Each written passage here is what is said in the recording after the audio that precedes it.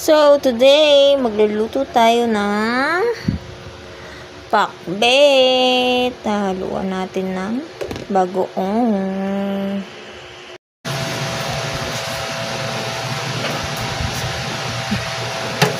Gusto natin ng kalan.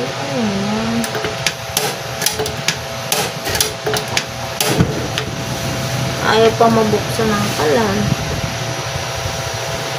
Nag-iinagti pa ang kalan namin. Basa, sira na yung burner. Kasi lagyan natin ng mantika.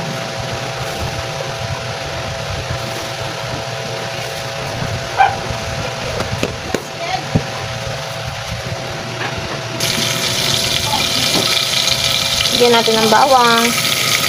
Habang di pa mainit na mainit ang mantika. Para hindi masunog. Lagyan natin ng pinong sibuyas. Ang ginayat ni Habibi. Ginagayat niya ng pinong sibuyas. Strip niya eh. Yan. Simmer lang natin ng 2 minutes.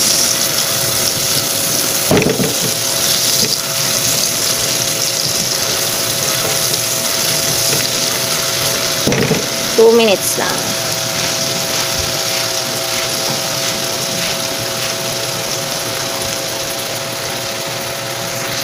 Sunod natin yung alamang. Siguro mga gantong ano lang. Ganito lang siguro.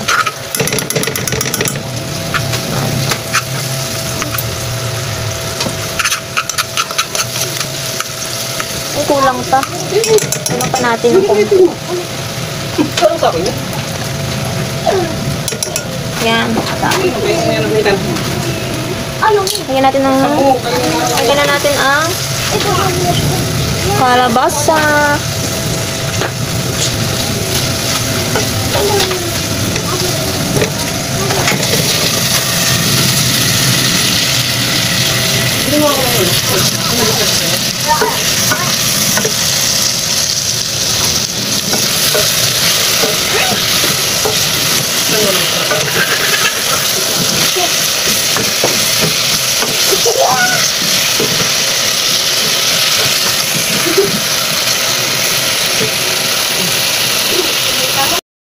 Lagyan natin ng mineral water para lumambot yung gulay. And then, hintayin natin kumulo. Kumukulo na ang ating gulay.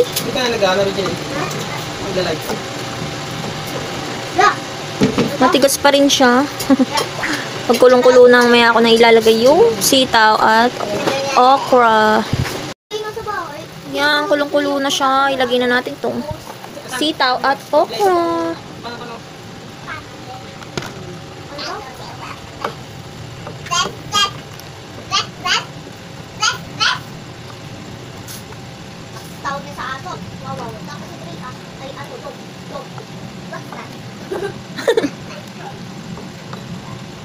Kita, marunong magsulat. Sabi no? Nakakasunod na siya. Bilang hilot sila eh. Wala. Nagkakasakit ng araw na. Takpan muna natin.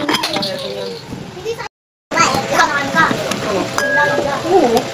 Ang bango ng gulay, mga mama. So fresh ang amoy. Lagyan natin itong 4 cubes. Sabi, nagka-temperature heat na naman. Tekno naman, nakakainis. Pinyang ka-tekno. Ang hirap naman ng tekno. Paniguradong masarap to. May alamang na, may 4 cubes pa. Diba?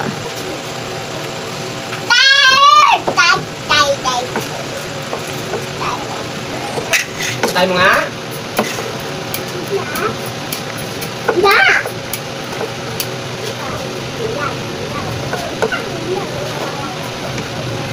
Alam mo na, saan nakatira si Satanas? Dig. Dig. Dig. Pinapiyar doon nakatira si Satan. Patay ko doon. Sabi, sobrang bango na. Alam na dyan dati. Hoy. Talaga si Papa Jesus yun. Tingnan mo lang. Nathan. Yummy. Siyempre, lalagay pa natin yung chicharon. Hinurog ko lang ng kaunti. Para ano. Yan, kailangan. Kasama mo. Lagyan mo palit yung bahan kasi. Tadaan.